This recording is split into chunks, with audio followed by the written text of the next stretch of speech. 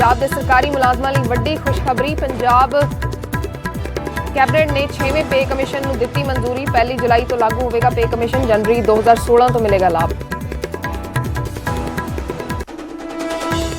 Punjab cabinet ने सफाई मुलाजमां नूं पक्के करन ते लगाई मोहर। सिविल सपोर्ट स्टाफ दीआं असामियां कड्ढण नूं भी दित्ती मंजूरी। Canal based water supply project लई वर्ल्ड बैंक तो करजा लैण दा भी कीता फैसला। पंजाब कैबिनेट ने 2 विधायकों के बेटिਆਂ ਨੂੰ नौकरी देने भी दी मंजूरी। फतेहजंग बाजवा के बेटे ਨੂੰ इंस्पैक्टर ਤੇ राकेश पांडे के बेटे ਨੂੰ नायब तहसीलदार लाया, पर विरोधियों ने सरकार से चुके सवाल। कैप्टन के चहेते अफसरों खिलाफ बाजवा ने खोलिया मोर्चा। कहा रिटायर्ड अफसरों को हटा के पार्टी वर्करों को जगह देण कैप्टन। कई मंत्री विधायक भी जता चुके हैं इतराज। सियासी पार्टियां के विरोध के बयान से संयुक्त मोर्चे का यू टर्न। कहा सारे सियासी लीडरों की नहीं, सिर्फ भाजपा ते सहयोगी पार्टियां का ही करो विरोध। हरमीत कादिया ने दिता सी सियासतदानों को पिंडां च ना आउण देण वाला बयान।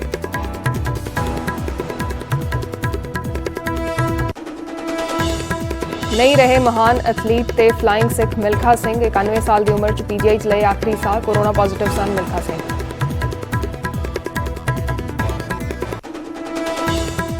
मिल्खा सिंह की मौत से राष्ट्रपति ते प्रधानमंत्री ने जताया दुख। कहा देश ने गवा दिता एक शानदार खिडारी। सीएम कैप्टन ने लिखा मिल्खा सिंह के देहांत नाल एक युग का होया अंत। सुखबीर बादल ने भी दी श्रद्धांजलि। जयपाल भुल्लर के मामले च सुप्रीम कोर्ट च हुई सुनवाई। पंजाब हरियाणा हाईकोर्ट का फैसला किया रद्द। हाईकोर्ट ने दोबारा सुनवाई करने के दिते निर्देश। सोमवार को होगी अगली सुनवाई। पीसीएस के नतीजों च मोगा की उपिंदरजीत कौर ने मारी बाजी। पहले स्थान पर उपिंदरजीत कौर तो खन्ना के अभिषेक ने हासिल किया दूजा स्थान।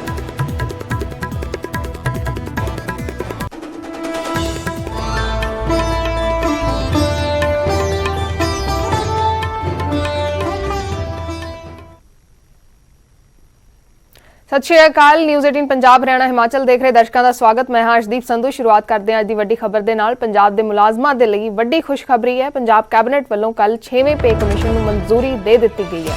1 जुलाई तो यह नवा 6वां पे कमीशन है वह लागू होएगा। 1 जनवरी 2016 तो इसका लाभ मिलेगा। 1 जुलाई तो घट्टो घट्ट 18,000 तनख्वाह हो जाएगी। घट्टो घट्ट जी तनख्वाह होएगी 18,000 होएगी। करीब 13,800 करोड़ का एरीयर सरकार के वलों दिता जाएगा।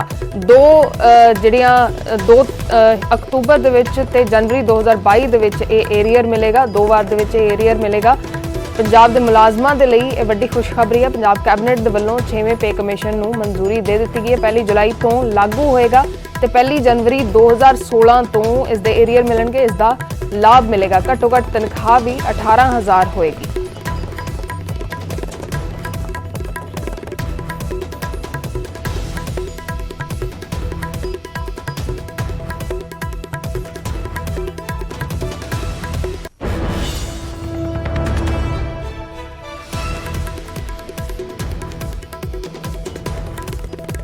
पंजाब कैबिनेट के वलों 6वें पे कमीशन नूं मंजूरी दे दी गई है। तो इस दे दरम्यान पंजाब के सफाई मुलाजमां दे लई भी वड्डी खबर है। पंजाब कैबिनेट के वलों सफाई मुलाजमां नूं पक्के करन नूं भी मंजूरी दे दी गई है। सफाई मुलाजमां नूं सरकार हुण पक्का करेगी। सफाई मुलाजम ते सीवरमैन पक्के होणगे।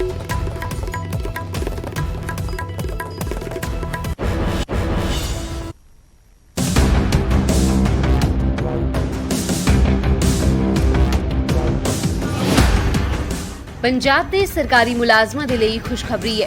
पंजाब सरकार ने 6वें तनख्वाह कमीशन नूं मंजूरी दे दी है। 6वां पे कमीशन 1 जुलाई 2021 तो लागू होगा। इसका लाभ जनवरी 2016 तो मिलेगा।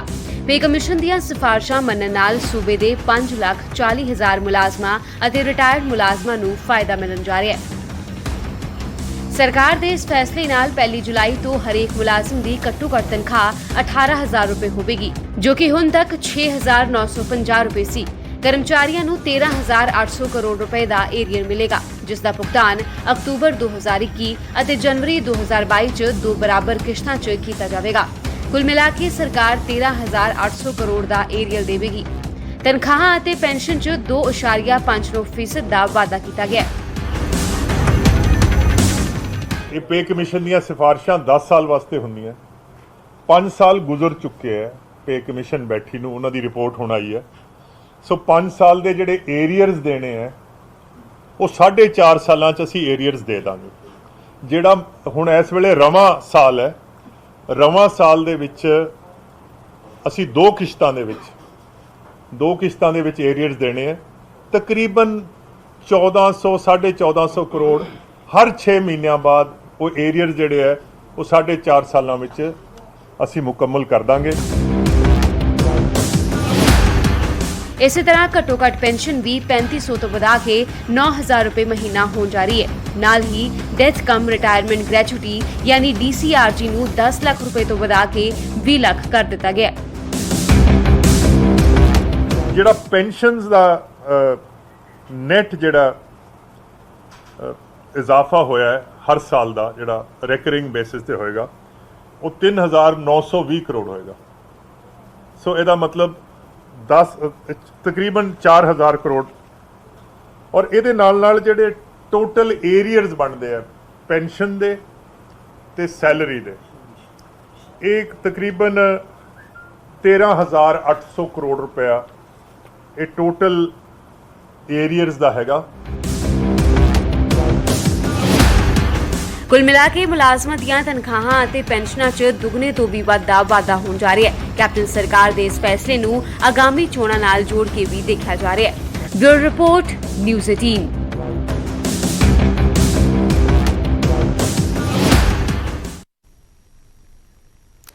ਤੇ ਉਧਰ ਸਫਾਈ ਮੁਲਾਜ਼ਮਾਂ ਨੂੰ ਵੀ ਪੱਕੇ ਕਰਨ ਨੂੰ ਮਨਜ਼ੂਰੀ ਕੈਬਨਿਟ ਦੇ ਵੱਲੋਂ ਦੇ ਦਿੱਤੀ ਗਈ ਹੈ। ਸਰਕਾਰ ਨੇ ਸਫਾਈ ਮੁਲਾਜ਼ਮਾਂ ਨੂੰ ਪੱਕੇ ਕਰਨ ਦੀ ਮਨਜ਼ੂਰੀ ਦਿੱਤੀ ਹੈ। ਸਫਾਈ ਮੁਲਾਜ਼ਮ ਤੇ ਸੀਵਰਮੈਨ ਪੱਕੇ ਕੀਤੇ ਜਾਣਗੇ, ਰੈਗੂਲਰ ਕੀਤੇ ਜਾਣਗੇ। ਸਫਾਈ ਮੁਲਾਜ਼ਮ ਕਮਿਸ਼ਨ ਨੇ ਇਸ ਫੈਸਲੇ ਦਾ ਸਵਾਗਤ ਕੀਤਾ ਹੈ। ਲੰਬੇ ਸਮੇਂ ਤੋਂ ਸਫਾਈ ਕਰਮਚਾਰੀ ਹੜਤਾਲ ਦੇ ਉੱਤੇ ਚੱਲ ਰਹੇ ਸਨ ਤੇ ਉਸਦੇ ਚੱਲਦੇ ਇਹ ਖੁਸ਼ਖਬਰੀ ਹੈ ਸਫਾਈ ਕਰਮਚਾਰੀਆਂ ਦੇ ਲਈ। ਸਫਾਈ ਕਰਮਚਾਰੀ ਤੇ ਸੀਵਰਮੈਨ ਪੱਕੇ ਹੋਣਗੇ, ਉਹਨਾਂ ਦੀ ਜਿਹੜੇ ਸਰਵਿਸਿਜ਼ ਨੇ ਉਹਨਾਂ ਨੂੰ ਰੈਗੂਲਰ ਕੀਤਾ ਜਾ ਰਿਹਾ। ਕੈਬਨਿਟ ਨੇ ਮਨਜ਼ੂਰੀ ਦੇ ਦਿੱਤੀ ਹੈ। सरकार की ये ड्यूटी है, जो कर्मचारी सफाई कर्मचारी ठेकेदारी पे बैठे थे, ठेकेदारों ने उनकी लूट कर ली थी, इसलिए उस रोष में सरकार के खिलाफ वो धरने पे बैठे थे। धरना आज उन्होंने समाप्त करने के नेड़े आ गया, क्योंकि सरकार ने लगभग 15,000 कर्मचारी पक्का करन दा निर्णय ले लिया, जिस दे विच सरकार दी जिहड़ी हुण मीटिंग चल रही है। क्योंकि एजेंडा नंबर 1 ਦੇ ਉੱਤੇ ਮਹਾਰਾਜ ਸਾਹਿਬ ਨੇ ਜਿਹੜੀ ਕੈਪਟਨ ਸਾਹਿਬ ਦੀ ਸੋਚ ਤੀ ਵੀ ਜਿਹੜਾ ਕਮਿਸ਼ਨ ਸਫਾਈ ਕਰਮਚਾਰੀ ਕਮਿਸ਼ਨ ਜਿਸ ਦੀ ਜ਼ਿੰਮੇਵਾਰੀ ਦਾਸ ਨੂੰ ਦਿੱਤੀ ਸੀ, ਉਹ ਡਿਊਟੀ ਪੂਰੀ ਕਰਦੇ ਹੋਏ ਸਾਰੇ ਪੰਜਾਬ ਦੇ ਵਿੱਚ, ਪੂਰੇ ਨਗਰ ਨਿਗਮਾਂ ਦੇ ਵਿੱਚ, ਨਗਰ ਪਾਲਿਕਾ ਦੇ ਵਿੱਚ, ਨਗਰ ਪ੍ਰੀਸ਼ਦਾਂ ਦੇ ਵਿੱਚ ਅਸੀਂ ਜਾ ਕੇ ਇਕੱਲੇ ਸਫਾਈ ਸੇਵਕ ਨੂੰ ਮਿਲੇ ਔਰ ਸਫਾਈ ਸੇਵਕ ਦੀ ਜਿਹੜੀ ਅਸਲੀ ਨਬਜ਼ ਫੜੀ ਵੀ ਇਹਨਾਂ ਦੀ ਅਸਲ ਹਾਲਤ ਖਸਤਾ ਕਿਉਂ ਹੈ। ਜਦੋਂ ਪਤਾ ਲੱਗਿਆ ਵੀ ਠੇਕੇਦਾਰਾਂ ਨੇ ਇਹਨਾਂ ਦਾ EPF ਲੁੱਟ ਲਿਆ, 100 ਬੰਦੇ ਦੀ ਲੋੜ ਹੈ ਉੱਥੇ 50 ਬੰਦੇ ਲਾਏ, ਇਹਨਾਂ ਨਾਲ ਸ਼ੋਸ਼ਣ ਕੀਤਾ, ਤਨਖਾਹ ਵੀ ਘੱਟ ਦਿੱਤੀ। ਇਸ ਕਰਕੇ ਠੇਕੇਦਾਰ ਤੋਂ ਦੁਖੀ ਹੋ ਕੇ ਇਹ ਸਫਾਈ ਕਰਮਚਾਰੀ ਜਿਹੜੇ ਮੇਰੇ ਵਰਕਰ, ਮੇਰੇ ਸਿਵਰਮੈਨ ਹੜਤਾਲ ਤੇ ਚੱਲ ਰਹੇ ਸੀ। ਤੇ ਉਧਰ ਵਿਧਾਇਕਾਂ ਤੇ ਵੀ ਕੈਪਟਨ ਸਰਕਾਰ ਮਿਹਰਬਾਨ ਨਜ਼ਰ ਆਈ ਹੈ। 2 ਕਾਂਗਰਸ ਵਿਧਾਇਕਾਂ ਦੇ ਬੇਟਿਆਂ ਨੂੰ ਨੌਕਰੀ ਦਿੱਤੀ ਗਈ ਹੈ। ਫਤਿਹਜੰਗ ਬਾਜਵਾ ਦੇ ਬੇਟੇ ਇੰਸਪੈਕਟਰ ਬਣਨਗੇ ਤੇ ਰਾਕੇਸ਼ ਪਾਂਡੇ ਦੇ ਬੇਟੇ ਨਾਇਬ ਤਹਿਸੀਲਦਾਰ ਬਣਨਗੇ।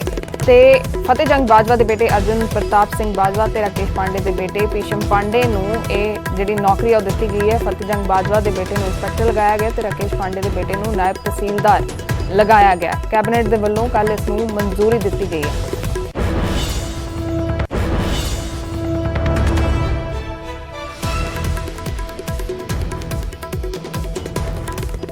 ਫਤਿਹਜੰਗ ਬਾਜਵਾ ਤੇ ਰਾਕੇਸ਼ ਪਾਂਡੇ ਦੇ ਬੇਟੇ ਦੋਵਾਂ ਦੇ ਬੇਟਿਆਂ ਦੇ ਲਈ ਨੌਕਰੀਆਂ ਨੂੰ ਮਨਜ਼ੂਰੀ ਕੈਬਨਿਟ ਦੇ ਵਿੱਚ ਦੇ ਦਿੱਤੀ ਗਈ ਹੈ। ਇਸ ਤੇ ਵਿਵਾਦ ਵੀ ਪਿਛਲੇ ਦਿਨਾਂ ਦੇ ਵਿੱਚ ਦੇਖਣ ਨੂੰ ਮਿਲਿਆ ਸੀ ਕਿ 2 MLAs ਦੇ ਬੇਟਿਆਂ ਨੂੰ ਨੌਕਰੀਆਂ ਜਿਹੜੀਆਂ ਦਿੱਤੀਆਂ ਜਾ ਰਹੀਆਂ ਨੇ। ਵਿਰੋਧੀਆਂ ਦੇ ਵੱਲੋਂ ਇਹ ਵੀ ਇਲਜ਼ਾਮ ਲਗਾਏ ਗਏ ਸੀ ਕਿ ਜਿਹੜਾ ਘਰ ਨੌਕਰੀ ਦਾ ਜਿਹੜਾ ਨਾਰਾ ਕੈਪਟਨ ਸਰਕਾਰ ਦੇ ਵੱਲੋਂ ਦਿੱਤਾ ਗਿਆ ਸੀ, ਉਹ ਆਪਣੇ ਘਰ ਨੌਕਰੀ ਹੋ ਕੇ ਨਿਬੜ ਰਿਹਾ, ਕਾਂਗਰਸ ਦੇ ਘਰ ਨੌਕਰੀ ਹੋ ਕੇ ਨਿਬੜ ਰਿਹਾ। ਤੇ ਕੱਲ ਕੈਬਨਿਟ ਦੇ ਵਿੱਚ ਵਿਧਾਇਕਾਂ ਦੇ ਬੇਟਿਆਂ ਦੀ ਨੌਕਰੀ ਮਨਜ਼ੂਰ ਕਰ ਲਈ ਗਈ ਹੈ।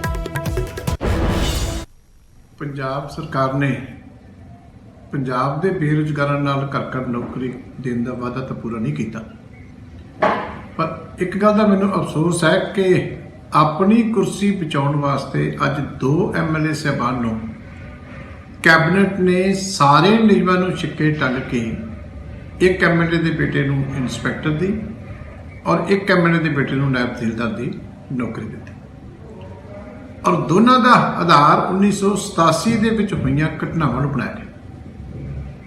ਉਸ ਵੇਲੇ ਸ਼ਾਇਦ ਇਹ ਬੱਚੇ ਪੈਦਾ ਵੀ ਨਹੀਂ ਸੀ ਹੋਵੇ ਦੋਨੇ ਬੱਚੇ, ਔਰ ਵਿੱਚ ਆਰਡਰਾਂ ਤੇ ਲਿਖਿਆ ਗਿਆ ਹੈ ਕਿ ਇਹ ਵਨ ਟਾਈਮ ਜਿਹੜੀ ਹੈ ਇਹ ਫੈਸਲਾ ਕੀਤਾ ਗਿਆ, ਸਾਰੇ ਰੂਲਸ ਰਿਲੈਕਸ ਕੀਤੇ ਗਏ ਔਰ ਇਹ ਵੀ ਲਿਖਿਆ ਗਿਆ ਕਿ ਅੱਗੇ ਤੋਂ ਇਹ ਪ੍ਰੈਸੀਡੈਂਟ ਨਹੀਂ ਬਣੇਗੀ ਕਿਉਂਕਿ ਇਹ ਨਿਯੁਕਤੀਆਂ ਨਿਯਮਾਂ ਦੇ ਵਿੱਚ ਆਉਂਦੀਆਂ ਹੀ ਨਹੀਂ। ਇਹ ਮੈਂ ਸਮਝਦਾ ਪੰਜਾਬ ਦੀ ਬੇਰੁਜ਼ਗਾਰ ਜਨਤਾ ਦੇ ਨਾਲ ਬਹੁਤ ਵੱਡਾ ਕੁਝਾ ਮਜ਼ਾਕ ਹੈ ਕਿ ਆਪਣੇ ਬੱਚਿਆਂ ਨੂੰ ਤੁਸੀਂ ਇੰਸਪੈਕਟਰ ਦੀਆਂ ਤੇ ਤਹਿਸੀਲਦਾਰ ਦੀਆਂ ਨੌਕਰੀਆਂ ਦੇ ਰਹੇ ਹੋ ਤੇ ਜਿਹੜੇ ਬੇਰੁਜ਼ਗਾਰ ਨੌਜਵਾਨ ਨੇ ਉਹ ਘਰ ਧੱਕੇ ਖਾ ਰਹੇ। ਅੱਜ ਪੰਜਾਬ ਦੀ ਕੈਬਨਿਟ ਨੇ ਜਿਸ ਤਰੀਕੇ ਦੇ ਨਾਲ ਕਾਂਗਰਸ ਦੇ ਵਿਧਾਇਕ ਫਤਿਹਜੰਗ ਸਿੰਘ ਬਾਜਵਾ ਜੀ ਦੇ ਬੇਟੇ ਨੂੰ ਪੁਲਿਸ ਇੰਸਪੈਕਟਰ ਦੀ ਔਰ ਰਾਕੇਸ਼ ਪਾਂਡੇ ਜੀ ਦੇ ਬੇਟੇ ਨੂੰ ਨਾਇਬ ਤਹਿਸੀਲਦਾਰ ਦੀ ਨੌਕਰੀ ਦੇਣ ਦਾ ਫੈਸਲਾ ਕੀਤਾ, ਭਾਰਤੀ ਜਨਤਾ ਪਾਰਟੀ ਦੇ ਕੜੇ ਸ਼ਬਦਾਂ 'ਚ ਨਿੰਦਾ ਕਰਦੀ ਹੈ। ਅਸੀਂ ਕੈਪਟਨ ਸਾਹਿਬ ਨੂੰ ਪੁੱਛਣਾ ਚਾਹੁੰਦੇ ਹਾਂ, ਤੁਸੀਂ ਤੇ ਘਰ-ਘਰ ਨੌਕਰੀ ਦੇਣ ਦੀ ਗੱਲ ਕੀਤੀ ਸੀ, ਫਿਰ ਇਹ ਕਿਹੜੀਆਂ ਨੌਕਰੀਆਂ ਨੇ? ਕਿੱਥੇ ਹੈ ਪੰਜਾਬ ਦੀ ਜਨਤਾ? ਤੁਸੀਂ ਅੱਤਵਾਦ ਦੇ ਸ਼ਹੀਦਾਂ ਦੇ ਗੱਲ ਕਰਦੇ ਹੋ? ਕਿਆ ਪੰਜਾਬ ਦੇ ਵਿੱਚ ਸਿਰਫ ਕਾਂਗਰਸ ਦੇ ਲੋਕ ਹੀ ਸ਼ਹੀਦ ਹੋਏ ਸਨ? ਉਸ ਵੇਲੇ ਭਾਰਤੀ ਜਨਤਾ ਪਾਰਟੀ ਦੇ ਪ੍ਰਦੇਸ਼ ਅਧਿਕਸ਼ ਸ਼੍ਰੀ ਸਤਿਆਬਲਾਸ਼ੀ ਜੀ, ਹਰਬੰਸ ਲਾਲ ਖੰਨਾ ਜੀ, ਤਰਸੇਮ ਸਿੰਘ ਬਹਾਰ ਔਰ ਅਨੇਕ ਲੋਕ ਔਰ ਇਸੇ ਤਰੀਕੇ ਨਾਲ ਹੋਰ ਪੋਲੀਟੀਕਲ ਪਾਰਟੀਆਂ ਔਰ ਆਮ ਜਨਤਾ ਨੇ ਸ਼ਹਾਦਤ ਦਿੱਤੀ ਸੀ ਪੰਜਾਬ ਦੀ ਅਮਨ ਸ਼ਾਂਤੀ ਵਾਸਤੇ।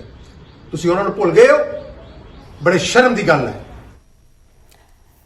ਤੇ ਨਹੀਂ ਰਹੇ ਫਲਾਈਂਗ ਸਿੱਖ ਮਿਲਖਾ ਸਿੰਘ ਦਾ ਦੇਹਾਂਤ ਹੋ ਗਿਆ। ਚੰਡੀਗੜ੍ਹ ਪੀਜੀਆਈ ਦੇ ਵਿੱਚ ਕੱਲ ਦੇਰ ਰਾਤ ਉਹਨਾਂ ਦਾ ਦੇਹਾਂਤ ਹੋਇਆ। ਬੀਤੀ ਰਾਤ 11:30 ਵਜੇ ਉਹਨਾਂ ਨੇ ਅੰਤਮ ਸਾਹ ਲਏ ਨੇ।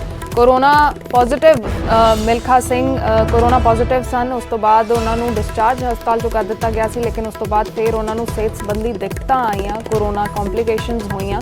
ਉਸ ਤੋਂ ਬਾਅਦ ਉਹਨਾਂ ਨੂੰ ਪੀਜੀਆਈ ਐਡਮਿਟ ਕਰਾਇਆ ਗਿਆ ਸੀ ਤੇ ਕੱਲ ਦੇਰ ਰਾਤ ਉਹਨਾਂ ਨੇ ਅੰਤਮ ਸਾਹ ਲਏ ਨੇ। 91 ਸਾਲ ਦੇ ਸਨ ਮਿਲਖਾ ਸਿੰਘ। ਕਰੀਬ 15 ਦਿਨ ਤੋਂ ਪੀਜੀਆਈ ਦੇ ਵਿੱਚ ਉਹਨਾਂ ਦਾ ਇਲਾਜ ਚੱਲ ਰਿਹਾ ਸੀ। 5 ਦਿਨ ਪਹਿਲਾਂ ਉਹਨਾਂ ਦੀ ਪਤਨੀ ਨਿਰਮਲ ਕੌਰ ਦੀ ਮੌਤ ਹੋਈ ਸੀ। ਨਿਰਮਲ ਕੌਰ ਵੀ ਕੋਰੋਨਾ ਪੋਜ਼ਿਟਿਵ ਸਨ, ਉਹਨਾਂ ਦਾ ਇਲਾਜ ਚੱਲ ਰਿਹਾ ਸੀ ਤੇ 5 ਦਿਨ ਪਹਿਲਾਂ ਉਹਨਾਂ ਦੀ ਵੀ ਮੌਤ ਹੋਈ ਸੀ ਤੇ ਮਿਲਖਾ ਸਿੰਘ ਨੇ ਬੀਤੀ ਰਾਤ ਤਕਰੀਬਨ 11:30 ਵਜੇ ਅੰਤਮ ਸਾਹ ਲਏ ਨੇ।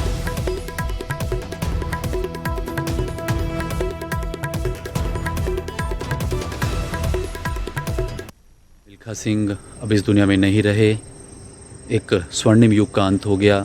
1 महीने से ज़्यादा तक वो इस कोविड की बीमारी के जूझने के बाद आखिरकार चंडीगढ़ पीजीआई में उन्होंने अंतिम सांस ली और 90 साल की उम्र मिल्खा सिंह जी की थी। कुछ दिन पहले ही उनकी पत्नी का भी देहांत हो गया था। फोर्टीज़ में वो एडमिट थे। मिल्खा सिंह जी पीजीआई में काफ़ी दिनों से एडमिट थे और कोविड रिपोर्ट नेगेटिव आने के बाद कार्डियक आईसीयू पीजीआई में वो दाखिल थे, लेकिन बीती रात उनकी जो तबीयत थी वो ज़्यादा ख़राब हो गई। उनका जो ऑक्सीजन लेवल था वो काफ़ी कम हो गया था, बुखार था उनको। उनकी बेटी जो यूएस में डॉक्टर है वो लगातार और उनके बेटे जी मिल्खा सिंह वो लगातार उनका ध्यान रख रहे थे, डॉक्टरों से लगातार टच में थे। पीजीआई की एक स्पेशल कमेटी थी जो बनाई गई थी उनकी देखभाल के लिए। लेकिन एक स्वर्णिम युग का अंत कह सकते हैं हो गया इस महान एथलीट की। जितनी प्रशंसा की जाए कम है। एक जोश जिंदा दिली उनके साथ थी और ये मिल्खा सिंह जी का घर आप देख सकते हैं। सन्नाटा, परिवार के लोग अभी पीजीआई में कुछ देर में शव लेकर पहुंचेंगे और ये उनका घर है मिल्खा सिंह जी का। और एक कहीं ना कहीं एक स्वर्णिम युग, एक युग का अंत इसलिए हम कह रहे हैं कि टोक्यो ओलंपिक है और हमेशा वो ओलंपिक से पहले खिलाड़ियों को आशीर्वाद देते थे, उनसे पदक की हमेशा वो कहते थे कि एथलेटिक्स में मैं मेरे जीते जी एक मेडल आ जाए ताकि मैं जब भी जाऊं तो शान से कह सकूं कि हाँ मैं उस भारत का जो मैं सपना देखता था ओलंपिक में मेडल का वो पूरा हो।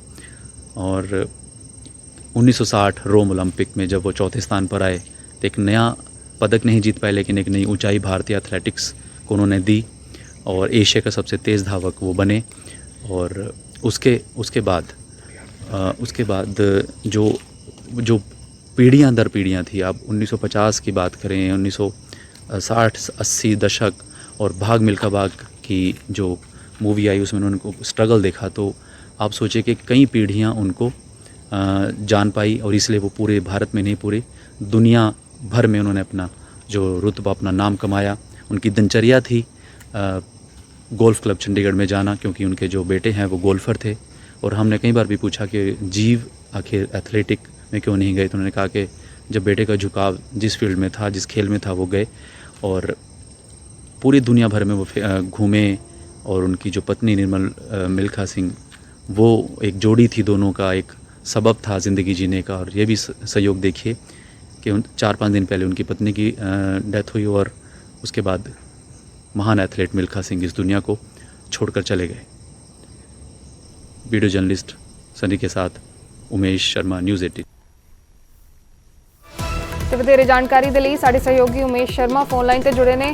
ਉਮੇਸ਼, ਇੱਕ ਯੁੱਗ ਦਾ ਅੰਤ ਅਸੀਂ ਮੰਨ ਸਕਦੇ ਹਾਂ, ਇੱਕ ਯੁੱਗ ਦਾ ਅੰਤ ਹੋਇਆ ਹੈ, ਕੀ ਕੁਝ ਜਾਣਕਾਰੀ ਹੈ? 11:30 ਵਜੇ ਤਕਰੀਬਨ ਦੇਹਾਂਤ ਹੋਇਆ ਹੈ। ਬਿਲਕੁਲ ਇਹ ਜਿਵੇਂ ਤੁਸੀਂ ਦੱਸ ਰਹੇ ਸੀਗੇ ਕਿ 5 ਦਿਨ ਪਹਿਲਾਂ ਹੀ ਉਹਨਾਂ ਦੀ ਪਤਨੀ ਦੀ ਮੌਤ ਹੋਈ ਹੈ, ਤੇ ਜੇ ਉਹਨਾਂ ਦੇ ਲਵ ਸਟੋਰੀ ਨੂੰ ਵੀ ਬੜਾ ਅਸੀਂ ਦੇਖਦੇ ਹਾਂ, ਖਬਰਾਂ ਵੀ ਪੜ੍ਹੀਆਂ ਨੇ, ਉਹਨਾਂ ਦੀ ਲਵ ਸਟੋਰੀ ਦਾ ਵੀ ਜ਼ਿਕਰ ਕੀਤਾ ਜਾਂਦਾ ਹੈ। ਦੋਵੇਂ ਸਪੋਰਟਸ ਦੇ ਵਿੱਚ ਸੀਗੇ। ਕੀ ਕੁਝ ਹੋਰ ਫੈਮਿਲੀ ਦਾ ਕਹਿਣਾ ਹੈ? ਅਸੀਂ ਜੇ ਗੱਲ ਕਰੀਏ ਮਿਲਖਾ ਸਿੰਘ ਜੀ ਦੀ, ਹਾਲਾਂਕਿ ਉਹ ਆਪਣੀ ਰਿਕਵਰੀ ਮੋਡ ਤੇ ਸੀਗੇ, ਲੇਕਿਨ ਅਚਾਨਕ ਜਿਹੜੀ ਕੱਲ ਦਾ ਦਿਨ ਕਹਿ ਲਓ, ਉਹਨਾਂ ਨੂੰ ਫੀਵਰ ਸੀਗਾ ਰਾਤ ਨੂੰ, ਤੇ ਉਹਨਾਂ ਦਾ ਜਿਹੜਾ ਆਕਸੀਜਨ ਲੈਵਲ ਹੈ ਉਹ ਘਟ ਗਿਆ ਸੀ। ਉਸ ਤੋਂ ਬਾਅਦ ਹੀ ਪਰਿਵਾਰ ਨੇ ਡਾਕਟਰ ਨੂੰ ਕਹਿਤਾ ਸੀਗਾ ਕਿ ਵੈਂਟੀਲੇਟਰ ਤੇ ਨਹੀਂ ਲਾਣਾ, ਜੇ ਨੋਰਮਲ ਰਿਕਵਰੀ ਕਰਦੇ ਹਾਂ ਤਾਂ ਠੀਕ ਹੈ। ਕਿਉਂਕਿ ਮਿਲਖਾ ਸਿੰਘ ਜੀ ਦੀ ਜਿਹੜੀ ਡਾਟਰ ਹੈ ਉਹ USA ਤੋਂ ਆਈ ਹੋਈ ਹੈ ਸਪੈਸ਼ਲ, ਉਹ ਡਾਕਟਰ ਵੀ ਨੇ, ਉਹਨਾਂ ਦੀ ਜਿਹੜੀ ਬੇਟੀ ਹੈ, ਤੇ ਜੀ ਮਿਲਖਾ ਸਿੰਘ ਵੀ ਨਾਲ ਤੇ ਰਹੇ ਹੈ। ਤੇ ਰਾਤੀ 11:30 ਵਜੇ ਦੇਹਾਂਤ ਹੋਇਆ, ਤੇ ਉਹਨਾਂ ਦਾ ਜਿਹੜਾ ਪਾਰਥਿਵ ਸਰੀਰ ਹੈ ਉਹ ਖੁਦ ਜੀਵ ਖੁਦ ਲੈ ਕੇ ਆਏ ਨੇ ਅੱਗੇ ਬਹਿ ਕੇ ਐਂਬੂਲੈਂਸ ਵਿੱਚ। ਤੇ ਅਸੀਂ ਉੱਥੇ ਸੀ ਕਿ ਰਾਤ ਨੂੰ ਜੀਵ ਕਹਿੰਦਾ ਕਿ ਪਿਛਲੇ 5 ਦਿਨ ਮੇਰੀ ਲਾਈਫ 'ਚ ਤੇ ਪੂਰਾ 1 ਮਹੀਨਾ ਇਹ ਕਦੀ ਮੈਂ ਭੁੱਲ ਨਹੀਂ ਸਕਦਾ, ਕਿਉਂਕਿ ਉਹਨਾਂ ਦੀ ਪਤਨੀ ਦਾ ਦੇਹਾਂਤ ਵੀ 5 ਦਿਨ ਪਹਿਲਾਂ ਹੀ ਹੋਇਆ। ਮਿਲਖਾ ਸਿੰਘ ਜੀ ਦੀ ਪਤਨੀ ਉਹ ਫੋਰਟਿਸ ਐਡਮਿਟ ਸੀਗੇ, ਤੇ ਮਿਲਖਾ ਸਿੰਘ ਜੀ ਰਿਕਵਰੀ ਕਰਦੇ ਕਰਦੇ ਅਚਾਨਕ ਤੋਂ ਉਹਨਾਂ ਦਾ ਇੱਕਦਮ ਫੀਵਰ, ਤੇ ਉਸ ਤੋਂ ਬਾਅਦ ਆਕਸੀਜਨ ਲੈਵਲ ਘੱਟ ਹੋਇਆ, ਤੇ ਰਾਤੀ 11:30 ਉਹਨਾਂ ਨੇ ਆਪਣੀ ਇਸ ਦੁਨੀਆ ਨੂੰ ਅਲਵਿਦਾ ਕਹਿਤਾ। ਔਰ ਯੁੱਗ ਦੀ ਗੱਲ ਕਰੀਏ ਕਿ ਮਿਲਖਾ ਪਰਿਵਾਰ ਸਪੋਰਟਸ ਪਰਸਨ, ਇੱਕ ਨਾਮ ਐਡਾ ਵੱਡਾ, ਇੰਨੇ ਵੱਡੇ ਐਥਲੀਟ, ਤੁਸੀਂ ਕਹਿ ਸਕਦੇ ਹੋ ਕਿ ਕਿਤੇ ਨਾ ਕਿਤੇ ਇੱਕ ਵੱਡਾ ਨੁਕਸਾਨ ਇਸ ਕੋਵਿਡ ਦੀ ਦੌਰ ਦੇ ਵਿੱਚ ਭਾਰਤੀ ਖੇਲ ਜਗਤ ਨੂੰ ਹੋਇਆ, ਔਰ ਕਦੇ ਭੁੱਲਣ ਵਾਲਾ ਨੁਕਸਾਨ ਹੈ, ਇਹ ਕਦੇ ਪੂਰਾ ਨਹੀਂ ਹੋ ਸਕਦਾ। ਜੀ ਸ਼ੁਕਰੀਆ ਉਮੇਸ਼ ਸਾਡੇ ਨਾਲ ਜੁੜਨ ਦੇ ਲਈ। ਮਿਲਖਾ ਸਿੰਘ ਦਾ ਦੇਹਾਂਤ ਹੋ ਗਿਆ ਹੈ ਕੱਲ PGI ਦੇ ਵਿੱਚ। ਕੱਲ ਦੇਰ ਰਾਤ ਉਹਨਾਂ ਨੇ ਅੰਤਿਮ ਸਾਹ ਲਏ ਨੇ। 91 ਸਾਲ ਦੀ ਉਮਰ ਦੇ ਵਿੱਚ ਉਹਨਾਂ ਦਾ ਦੇਹਾਂਤ ਹੋਇਆ ਹੈ। 5 ਦਿਨ ਪਹਿਲਾਂ ਉਹਨਾਂ ਦੀ ਪਤਨੀ ਨਿਰਮਲ ਕੌਰ ਦਾ ਵੀ ਦੇਹਾਂਤ ਹੋ ਗਿਆ ਸੀ। ਦੋਵੇਂ ਕੋਰੋਨਾ ਵਾਇਰਸ ਤੋਂ ਪੀੜਤ ਸਨ। ਮਿਲਖਾ ਸਿੰਘ ਜੀ ਕੋਰੋਨਾ ਵਾਇਰਸ ਤੋਂ ਰਿਕਵਰ ਕਰ ਗਏ ਸਨ, ਲੇਕਿਨ ਕੋਵਿਡ ਰਿਲੇਟਡ ਕੰਪਲਿਕੇਸ਼ਨਸ ਉਹਨਾਂ ਨੂੰ ਆਈਆਂ, ਜਿਸ ਤੋਂ ਬਾਅਦ ਉਹ 15 ਦਿਨ ਤੋਂ PGI ਦੇ ਵਿੱਚ ਐਡਮਿਟ ਸਨ। ਤੇ ਮਿਲਖਾ ਸਿੰਘ ਦੇ ਦੇਹਾਂਤ ਤੇ ਰਾਸ਼ਟਰਪਤੀ ਨੇ ਦੁੱਖ ਜਤਾਇਆ। ਉਹਨਾਂ ਨੇ ਕਿਹਾ ਕਿ ਹਮੇਸ਼ਾ ਮਿਲਖਾ ਸਿੰਘ ਦਾ ਜੀਵਨ ਪ੍ਰੇਰਣਾ ਦੇਵੇਗਾ। ਦੇਸ਼ ਨੇ ਇੱਕ ਸ਼ਾਨਦਾਰ ਖਿਡਾਰੀ ਖੋ ਦਿੱਤਾ ਹੈ। PM ਮੋਦੀ ਨੇ ਕਿਹਾ ਕਿ ਦੇਸ਼ ਨੇ ਇੱਕ ਸ਼ਾਨਦਾਰ ਖਿਡਾਰੀ ਖੋ ਦਿੱਤਾ ਹੈ। ਮਿਲਖਾ ਸਿੰਘ ਦੇ ਦੇਹਾਂਤ ਨਾਲ ਇੱਕ ਯੁੱਗ ਦਾ ਅੰਤ ਕੈਪਟਨ ਅਮਰਿੰਦਰ ਸਿੰਘ ਨੇ ਇਸ ਨੂੰ ਦੱਸਿਆ ਹੈ, ਤੇ ਕੈਪਟਨ ਅਮਰਿੰਦਰ ਸਿੰਘ ਨੇ ਲਿਖਿਆ ਕਿ ਹਮੇਸ਼ਾ ਮਿਲਖਾ ਸਿੰਘ ਦੀ ਕਹਾਣੀ ਯਾਦ ਰਹੇਗੀ। ਸੁਖਬੀਰ ਸਿੰਘ ਬਾਦਲ ਨੇ ਵੀ ਮਿਲਖਾ ਸਿੰਘ ਨੂੰ ਸ਼ਰਧਾਂਜਲੀ ਦਿੱਤੀ ਹੈ। ਰਾਸ਼ਟਰਪਤੀ ਰਾਮਨਾਥ ਕੋਵਿੰਦ ਦਾ ਵੀ ਟਵੀਟ। ਰਾਸ਼ਟਰਪਤੀ ਰਾਮਨਾਥ ਕੋਵਿੰਦ ਨੇ ਟਵੀਟ ਕੀਤਾ ਕਿ ਸਪੋਰਟਸ ਆਈਕਨ ਮਿਲਖਾ ਸਿੰਘ ਦੇ ਦੇਹਾਂਤ ਨਾਲ ਮੇਰਾ ਦਿਲ ਦੁੱਖ ਨਾਲ ਭਰ ਗਿਆ। ਉਹਨਾਂ ਦੇ ਸੰਘਰਸ਼ ਦੀ ਕਹਾਣੀ ਤੇ ਚਰਿੱਤਰ ਦੀ ਤਾਕਤ ਕਈ ਪੀੜ੍ਹੀਆਂ ਨੂੰ ਪ੍ਰੇਰਿਤ ਕਰਦੀ ਰਹੇਗੀ। ਉਹਨਾਂ ਦੇ ਪਰਿਵਾਰਕ ਮੈਂਬਰਾਂ ਤੇ ਸਮਰਥਕਾਂ ਨਾਲ ਮੇਰੀ ਹਮਦਰਦੀ ਹੈ। ਪ੍ਰਧਾਨ ਮੰਤਰੀ ਨਰਿੰਦਰ ਮੋਦੀ ਨੇ ਵੀ ਟਵੀਟ ਕੀਤਾ। ਉਹਨਾਂ ਨੇ ਲਿਖਿਆ ਕਿ ਕੁਝ ਦਿਨ ਪਹਿਲਾਂ ਮੈਂ ਮਿਲਖਾ ਸਿੰਘ ਨਾਲ ਫੋਨ ਤੇ ਗੱਲ ਕੀਤੀ ਸੀ। ਮੈਨੂੰ ਨਹੀਂ ਪਤਾ ਸੀ ਕਿ ਸਾਡੀ ਆਖਰੀ ਗੱਲ ਹੋਵੇਗੀ। ਕਈ ਨਵੇਂ ਐਥਲੀਟ ਉਹਨਾਂ ਦੀ ਜ਼ਿੰਦਗੀ ਤੋਂ ਤਾਕਤ ਹਾਸਲ ਕਰਨਗੇ। ਉਹਨਾਂ ਦੇ ਪਰਿਵਾਰ ਤੇ ਦੁਨੀਆ ਭਰ 'ਚ ਬੈਠੇ ਸਮਰਥਕਾਂ ਨਾਲ ਮੇਰੀ ਹਮਦਰਦੀ ਹੈ। ਤੇ ਪੰਜਾਬ ਦੇ ਮੁੱਖ ਮੰਤਰੀ ਕੈਪਟਨ ਅਮਰਿੰਦਰ ਸਿੰਘ ਨੇ ਵੀ ਟਵੀਟ ਕਰਕੇ ਦੁੱਖ ਜਤਾਇਆ। ਉਹਨਾਂ ਨੇ ਲਿਖਿਆ ਕਿ ਮਿਲਖਾ ਸਿੰਘ ਜੀ ਦੇ ਦੇਹਾਂਤ ਦੀ ਖਬਰ ਸੁਣ ਕੇ ਦੁਖੀ ਹਾਂ। ਇਹ ਇੱਕ ਯੁੱਗ ਦਾ ਅੰਤ ਹੈ। ਅੱਜ ਭਾਰਤ ਤੇ ਪੰਜਾਬ ਹੋਰ ਗਰੀਬ ਹੋ ਗਿਆ। ਸੋਗ 'ਚ ਡੁੱਬੇ ਪਰਿਵਾਰ ਤੇ ਲੱਖਾਂ ਸਮਰਥਕਾਂ ਦੇ ਪ੍ਰਤੀ ਮੇਰੀ ਹਮਦਰਦੀ ਹੈ। ਫਲਾਇੰਗ ਸਿੱਖ ਦੀ ਕਹਾਣੀ ਆਉਣ ਵਾਲੀਆਂ ਪੀੜ੍ਹੀਆਂ ਯਾਦ ਰੱਖਣਗੀਆਂ। ਤੁਹਾਡੀ ਆਤਮਾ ਨੂੰ ਸ਼ਾਂਤੀ ਮਿਲੇ ਸਰ। ਤੇ ਸੁਖਬੀਰ ਸਿੰਘ ਬਾਦਲ ਨੇ ਵੀ ਟਵੀਟ ਕੀਤਾ। ਉਹਨਾਂ ਨੇ ਲਿਖਿਆ ਕਿ ਤੁਹਾਡਾ ਜੀਵਨ, ਤੁਹਾਡਾ ਸੰਘਰਸ਼, ਤੁਹਾਡੀ ਕਹਾਣੀ ਆਉਣ ਵਾਲੀਆਂ ਪੀੜ੍ਹੀਆਂ ਨੂੰ ਉਡਾਣ ਭਰਨ ਲਈ ਖੰਭ ਦਿੰਦੀ ਰਹੇਗੀ। ਤੁਹਾਡੀ ਆਤਮਾ ਨੂੰ ਸ਼ਾਂਤੀ ਮਿਲੇ।